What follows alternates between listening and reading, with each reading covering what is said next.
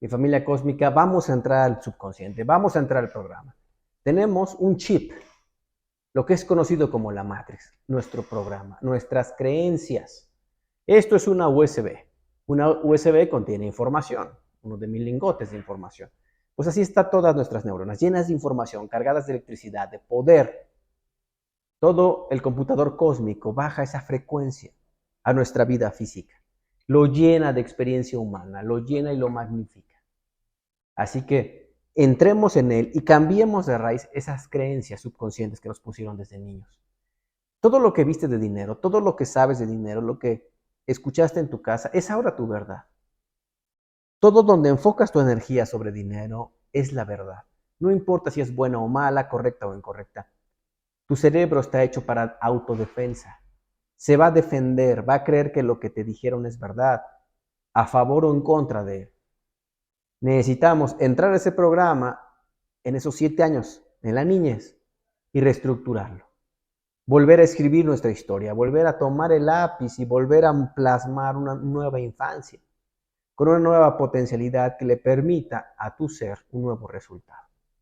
Para que quede más claro, vamos a ver este video. A este gran científico Bruce Lipton explica de manera sencilla cómo en nuestros primeros años de vida se guardan las creencias que sustentan el futuro de nuestro futuro. En los primeros 7 años se guarda toda la información cósmica que después manifiesta tu vida. Así que vamos a ver el video para que te quede clara la información. 95% of our life is coming from the programs of life, how to live life that we get in the first 7 years of life. And that's why poor people stay poor and rich people stay rich. The movie The Matrix is not science fiction. It's a documentary. Every human, and this is a fact, every human first 7 years is download a hypnosis. The brain of a child under 7 is in a lower vibrational frequency. When you put wires on a person's head, you read electroencephalograph, reading brain activity. A child below 7 has a lower vibration than consciousness. It's called theta. Theta is imagination. Oh, that's how kids play a tea party with mud pies, but to them it's a real thing. A kid rides a broom, it's a horse. That's theta, imagination. Theta is also hypnosis. And the idea is this: before you can become conscious, if you don't have any programs, what are you going to be conscious of? So nature makes the first 7 years. What kind of programs are required to live on this planet? I say, how do you get them? Theta is hypnosis. You just watch. You watch your parents, you watch your siblings, and your community, because you have to learn how many 100,000 rules. Think about it. Just to be a functional member of a family and a functional member of a community, there are rules. Teach an infant these rules. I say, oh, you don't have to. First 7 years, they observe it and just download it. Look, this is not new. I mean, there's the famous book, Rich Dad, Poor Dad. And basically said you come from a poor family and you could struggle your whole life and try to get rich, but you're not going to make it. And if you come from a rich family, you could be stupid your whole life and make it. Not because it was thinking, but it was unconscious behavior that was downloaded from rich families into kids, which is unconscious. So they're making the right moves unconsciously. If they engage their conscious mind, then they look stupid, but it's unconscious. And that's the same thing with poor people. Poor people have beliefs from the family. Oh, you can't make it, life's a struggle, things are hard, who do you think you are? And if that's the program you get, then 95% of the day you will sabotage yourself. And that's why poor people stay poor and rich people stay rich, because the programming. 95% of our life, is a fact, comes from those programs in the subconscious. Every day, only about 5% of their life are you using conscious, which is creative.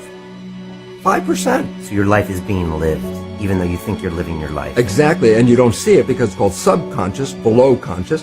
And the Jesuits, for 400 years, they were boasting. People didn't understand. They say, give me a child until it's 7 and I will show you the man. They've been saying that for 400 years because they knew 7 years was the program period. And 95% of your life after that will be whatever that program is. So you don't have to try and think about what happened. I just say, look at your life.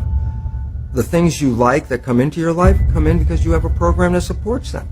But anything you struggle with, work hard at, put a lot of effort into making it happen, why you're working so hard, inevitably you have a program that doesn't support that conclusion, and you're trying to override the program.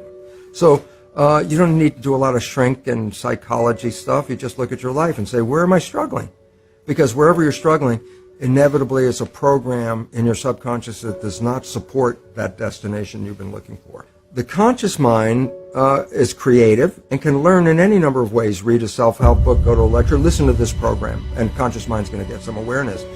And I go, yeah, but subconscious mind doesn't learn that way. I go, right, it doesn't. Subconscious mind learns in two fundamental ways naturally. Hypnosis, which is the first 7 years. And after age 7, how do you put new programs in? Repetition. Practice. You want to drive a car, you didn't learn how by just getting in the seat and put the key in. You had to practice driving the car. You want to learn the alphabet. How many times did you go from A to Z?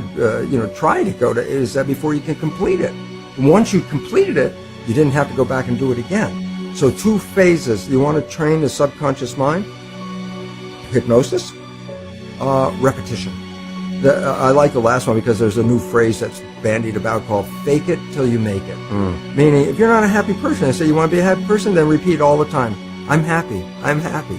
I say, well, you don't look happy or anything. I say, no, who am I talking to? By repetition, I'm talking to subconscious. Okay. If subconscious gets, I am happy, and 95% of your life comes from that subconscious, there will be a point once the subconscious got, I am happy, you don't have to say it again. Okay. It'll be automatic. And that's why we see people do affirmations and gratitude journals and stuff, because if you do that daily... It's repetitive, and that's the secret part.